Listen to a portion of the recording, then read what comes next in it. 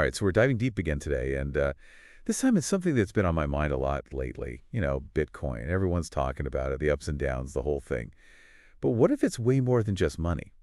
What if it's changing how we even think about power? Oh, yeah, absolutely. We're looking at this article, Bitcoin and the Evolution of Power Projection.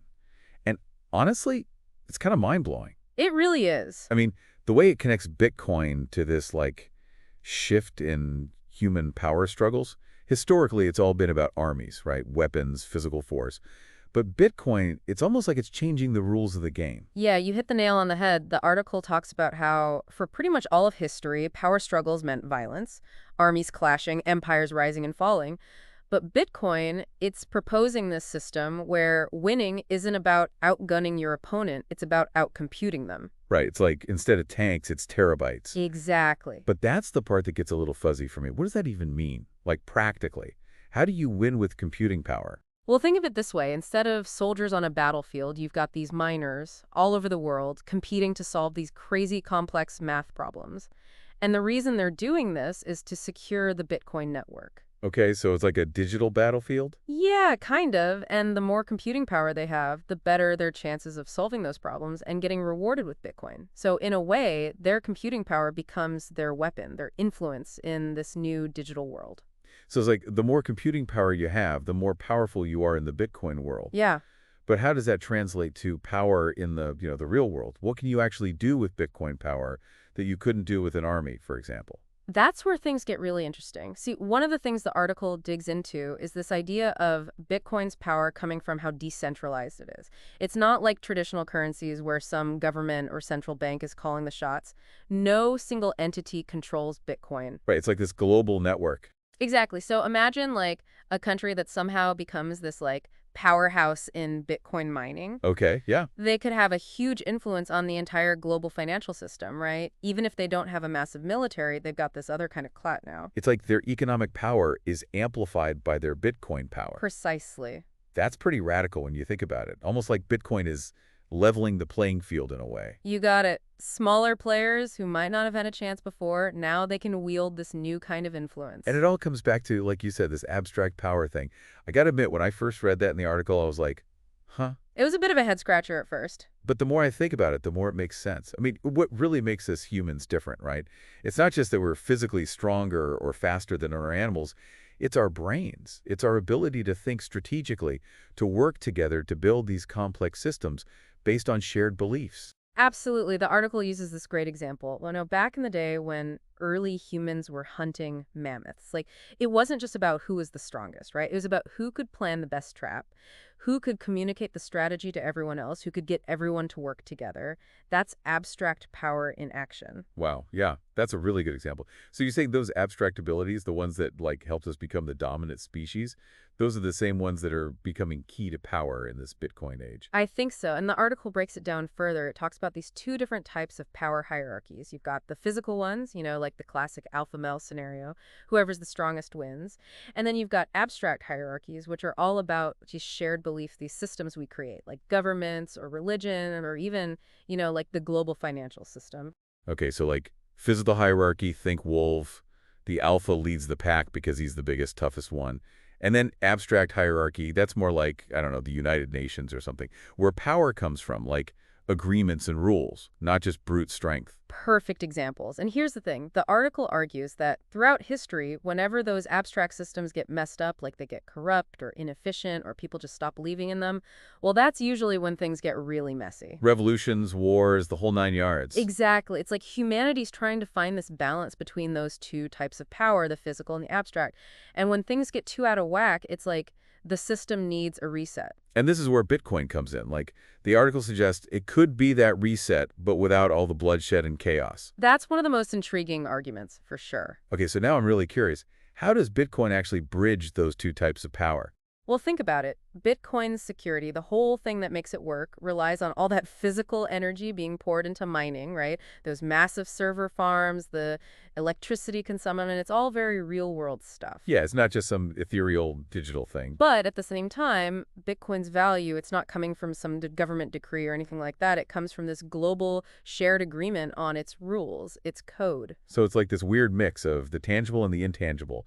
physical energy powering this abstract agreement. Exactly. That's what makes it so unique. I'm starting to see why you said this is way more than just money. I mean, if Bitcoin really is this new hybrid form of power, rooted in both the physical and abstract, well, that could really shake things up, couldn't it? No doubt about it. And that's just the tip of the iceberg. We haven't even touched on how this could affect everything from like how countries interact with each other to the global economy to even like how we deal with things like poverty and climate change. Okay, now you've really got my attention. Let's unpack some of those real-world implications. Like, how could this abstract power thing actually change things on the ground? Let's dive in. So we've been talking about this shift in power dynamics, but to really understand it, I think we need to go way back. Like to the very beginnings of humanity. Okay, back to the Stone Age. Pretty much, because what set us apart from other animals, it wasn't just our physical abilities, it was something much deeper, this capacity for abstract thought. Right, that ability to think beyond the immediate moment, like to plan ahead, to come up with strategies, to imagine different possibilities. Exactly, and that's where it all started. I mean, that capacity for abstract thought, that's what allowed us to develop language, to form complex social structures, to create art and music, all the things that make us human. So you're saying that our ability to think abstractly, that's what ultimately gave us power over other species, not just our physical strength. I think so, and the article argues that those early humans, even though their lives were a lot simpler than ours, they still had these abstract power hierarchies. Really? I mean, I always figured it was just about, like, who is the strongest or the best hunter? Well, that definitely played a role, but it wasn't the whole story. Think about it. In those early hunter-gatherer societies, the person who knew the best hunting grounds or could predict the weather patterns or knew how to make fire, they also held a certain kind of power, right? Oh, I see. So it was more nuanced than just brute strength. There was this element of knowledge, of strategy. Exactly. And as humans started forming larger, more settled communities, these abstract hierarchies became even more important. Right, because you need more than just a strong leader when you're talking about building a whole society. That's it. You need systems of governance, laws, shared beliefs, all these things that allow people to cooperate and live together peacefully on a larger scale. And that's where things like religion, philosophy, political ideologies, all these abstract concepts, they start to emerge as powerful forces in shaping human societies. It's wild to think that the same capacity for abstract thought that helps us hunt mammoths also led to, like, the invention of democracy and the internet. Totally, but here's the thing. The article also talks about the downsides of abstract thought. It's not all sunshine and roses. Okay, yeah, I was wondering about that because too much thinking can sometimes be a bad thing, right? Well, exactly. The ability to think abstractly, it allows us to contemplate things like our own mortality, to experience complex emotions like guilt and shame, to worry about the future, all these things that can be pretty heavy. So it's like a double-edged sword, this abstract thinking thing. On the one hand, it's what makes us human, it's what allows us to achieve amazing things, but on the other hand, it can also be a source of anxiety and suffering. Absolutely, and the article suggests that this inherent tension between the benefits and the drawbacks of abstract thought, it's reflected in how we've structured our societies. How so?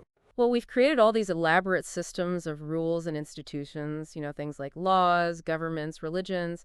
And in a way, these systems, they're attempts to harness the power of abstract thought while also trying to control it to prevent it from leading us astray. So it's like we're trying to channel our abstract thinking into productive outcomes while also putting up guardrails to prevent the chaos that could ensue if everyone just acted on their impulses all the time. Exactly. And for a long time, these systems, they worked pretty well. I mean, they allowed us to build civilizations, to create incredible works of art and technology, to explore the world, and even travel to space. But the article also points out that these systems, they're inherently fragile.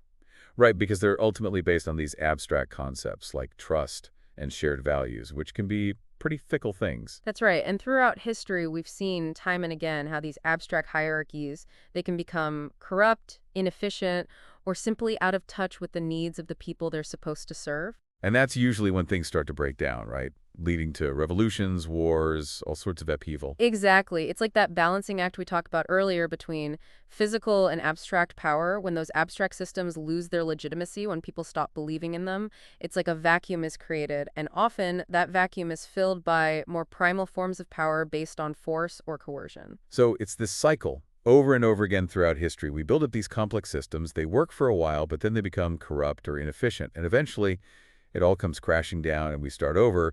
And the article suggests that maybe, just maybe, Bitcoin could offer a way to break this cycle. That's the hope anyway, because Bitcoin is decentralized, because it's based on this fixed set of rules that can't be easily manipulated. It could potentially offer a more resilient, less corruptible form of abstract power. Okay, that's a big claim, but let's play devil's advocate here for a minute.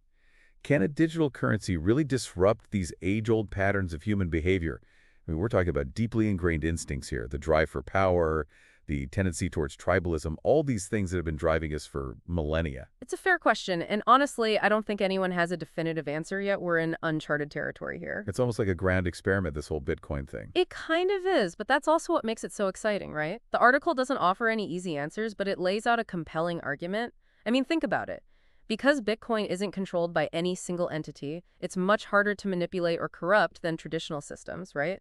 And because it operates on a transparent and auditable ledger, it could help increase accountability and reduce the potential for abuse. So it's like Bitcoin is creating a new kind of playing field, one where power isn't concentrated in the hands of a few, but distributed more widely among those who participate in the network. Exactly, and that could have profound implications for how we organize ourselves, how we govern ourselves, how we interact with each other. Okay, but let's bring it back down to earth for a second. How would this shift in power dynamics actually affect me, the average person? Would I suddenly have more power in a Bitcoin-driven world? Well, potentially, yes. One of the key promises of Bitcoin is greater individual sovereignty. Sovereignty, like I become my own little nation state? Not quite, but you're getting warmer. It's about having more control over your own life, your own finances. With Bitcoin, you don't need to rely on traditional banks to store your money or make transactions. Which, let's be honest, can be a real pain sometimes with all the fees and paperwork and hoops you have to jump through. Exactly. Plus, all your transactions are recorded on this public ledger, so there's a lot less room for shady dealings. So in a way, Bitcoin could give individuals more economic freedom, more autonomy. Exactly, and it goes beyond just finances. Imagine a world where your personal data isn't controlled by these massive tech companies, but stored securely on a blockchain where you have complete control over who has access to it. Wow. Okay, that's a big one. No more worrying about data breaches or companies selling my information without my consent. And imagine if this model was applied to things like voting or healthcare records or even property ownership. It could really shake things up. It's like this whole new paradigm for how we manage and share information. It almost sounds too good to be true. Of course, we have to be realistic, too. There are challenges. We need to make sure these systems are accessible to everyone, not just a privileged few. Right, and we need to figure out how to prevent malicious actors from using them for nefarious purposes. It's like any powerful tool, it could be used for good or for evil. Exactly, but the potential benefits are undeniable. We're talking about a fundamental shift in how power is distributed, who has access to information, how we interact with each other. It's like we're on the verge of this massive societal shift, and it's all being driven by this digital currency that, let's face it, most people still don't even fully understand. It's true. And it's important to remember that we're still in the early stages of this evolution. We're just beginning to grasp the potential of blockchain technology and how it might reshape our world. What's exciting is that we have the opportunity to shape this future. So how do we do that? How do we ensure that this shift towards abstract power actually leads to a more just and equitable world? I mean, it's easy to get caught up in all the tech stuff, but at the end of the day, it's about people, right? It is. It's about creating a future that works for everyone, not just a select few. And to do that, we need to be really intentional about how we design and implement these new systems. We need to have conversations about ethics, about accessibility, about sustainability. We need to make sure that the benefits in this technology are shared widely. And we need to be prepared to adapt and evolve as we go, because this is a journey, not a destination. There's no roadmap for this. We're figuring it out as we go. You know, it's funny, we've been talking about how abstract all this is, this Bitcoin power, but it's also tied to something very real. Energy. Oh, absolutely. The article mentions countries securing their wealth through Bitcoin mining, but I'm wondering if it goes even beyond that. Yeah, it's not just about the digital realm. That energy consumption, it has real-world implications, for sure. So what are you thinking? Well, imagine a scenario where global power dynamics actually shift based on renewable energy production. Okay, now that's interesting. Paint me a picture here. Think about it. Countries could be competing to become the leading producers of like solar, wind, geothermal energy, not just to power their own grids, but to fuel the entire Bitcoin network. So instead of fighting over oil, it's like a race to see who can harness the sun the best. Exactly. And it could incentivize massive investments in clean energy technologies, potentially even like accelerating our transition away from fossil fuels. That's a pretty optimistic outlook. considering, all the doom and gloom we hear about climate change. It is, and it kind of flips the script, right? It's not about who has the biggest weapons anymore, but who can harness the power of the sun and the wind the most effectively. So you're saying Bitcoin could actually be a force for good in the fight against climate change? Potentially. And remember, the article highlights how Bitcoin bridges the physical and the abstract. That physical energy, it translates into real-world power in the Bitcoin network. Right. It's not just some digital abstraction. It's connected to real things in the real world. Exactly, and that interplay is what makes it so fascinating. It seems like this article is suggesting that Bitcoin is way more than just a technology, way more than just a currency. It's almost like a catalyst for a fundamental shift in how we think about, like, everything: power, energy, even our relationship with the planet. I agree. It's pushing us to re-examine our assumptions, to explore these new possibilities, to imagine a future that's pretty different from the world we live in today. So as we wrap up this deep dive, what's the one key takeaway you want our listeners to walk away with? If they only remember one thing from all of this, what should it be? I'd say it's this. Bitcoin is like a mirror, reflecting our own evolution, this ongoing quest for a better world. A better world, but maybe one we didn't expect. Yeah, exactly. It's forcing us to confront some of the biggest challenges we're facing, but in this totally new light. It's like we're being given this new set of tools, this new way of thinking, but it's up to us to figure out how to use them wisely. Right, and to remember that the future isn't something that just happens to us. It's something we actively create through our choices, our innovations, our willingness to challenge the status quo. It's kind of empowering when you think about it that way. It is, and even if Bitcoin itself doesn't end up being like the solution, it's definitely pushing us in the right direction, making us think differently about power, about governance, about the kind of future we want to build. Well, folks, there you have it. Another deep dive's complete. We've gone from like cavemen hunting mammoths to a future shaped by Bitcoin. And honestly, I don't know about you, but my mind is officially blown. If this has sparked your curiosity, I'd encourage you to keep exploring. The world is changing fast, and the most valuable skill you can have is the ability to adapt, to learn, to evolve. So keep questioning, keep exploring, and keep diving deep.